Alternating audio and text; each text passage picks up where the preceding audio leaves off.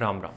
वे protein, multivitamin, omega 3, glutamine, L carnitine, CLA, L arginine, caffeine, pre workout, इस तरीके के हज़ारों सप्लीमेंट है। जब आप जिम में एंटर करते हो तो आपको पकड़ा दिए जाते हैं लिस्ट कि ये इन सप्लीमेंट्स के बिना आपकी बॉडी नहीं बनेगी। हमने आज 6 साल पूरे हो गए हमें बॉडी बिल्डिंग करते हुए, या फिर हम ये कहें कि हमें वेट उठाते हुए 6 साल हो गए और अच्छी फिजिक मेंटेन कर रही है हमने। शुरुआत के 3 साल में हमने कोई सप्लीमेंट नहीं लिया था, बिना किसी सप्लीमेंट के ही बॉडी बनाई है। हमें प्रोटीन का भी पता नहीं था तब, ठीक है। हम यहाँ पे आज आपको छोटी छोटी चीज़ें बताएंगे जो कि तुम्हारे कम पैसों में तुम्हारी बॉडी बनाने में मदद करेंगी। सबसे पहला है प्रोटीन पाउडर, जो कि मार्केट बहुत बड़ा है और हर जगह बिक रहे हैं, क्योंकि इन्फ्लुएंसर जो हैं वो तुम्हें हर एक किसी का भी वीडियो देखोगे वो तुम्हें एक प्रोटीन पाउडर पकड़ा देते हैं कि ये तुम खरीद लो, बॉडी बन जाएगी।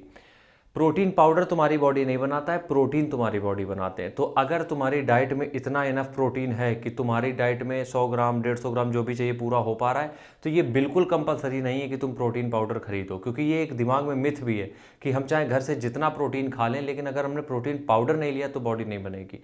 वो भी प्रोटीन है, घर में जो खा रहे हो वो भी प्रोटीन है। अब जो लोग वेजिटेरियन है उनके लिए दिक्कत ये आती है कि उनकी डाइट में उतना पर्याप्त प्रोटीन नहीं मिल पाता है। तब आप पैसे जमा करके प्रोटीन पाउडर में इन्वेस्ट करो। लेकिन जो लोग नॉन वेजिटेरियन हैं उनके पास एग्स और मीट, दो इतने बड़े ऑप्शन हैं प्रोटीन के, जिसकी वजह से आपको, हमें नहीं लगता प्रोटीन पाउडर की ज़रूरत है। लेकिन नॉन वेजिटेरियन लोग वेजिटेरियन लोग जो हैं वो थोड़ा सा अपना बजट बढ़ाएं और वो प्रोटीन पाउडर में इन्वेस्ट कर सकते हैं, ठीक है। दूसरा आता है ओमेगा 3। ये किस काम आता है पहले ही समझ लो। ये आता है जॉइंट्स के काम में, क्योंकि बॉडी पे लोड पड़ता है तो जॉइंट्स पे थोड़ी सी दिक्कत आती है, उसको हील करने में, रिकवर करने में आपकी हेल्प करता है। इसका अल्टरनेट आप क्या ले सकते हो? नट्स और सीड्स। आपकी डाइट में अगर अखरोट, बादाम, काजू एक मील में कम से कम एक मुट्ठी जो होता है उसमें सारे, अगर आलमंड्स और कैसियो नट्स ये सारे हैं, तो फिर आपको ओमेगा 3 की भी ज़रूरत नहीं है। साथ में आपको क्या करना है? Seeds, pumpkin seeds, chia seeds, flax seeds, ये सारे सीड्स का इस्तेमाल कर लो, ठीक है।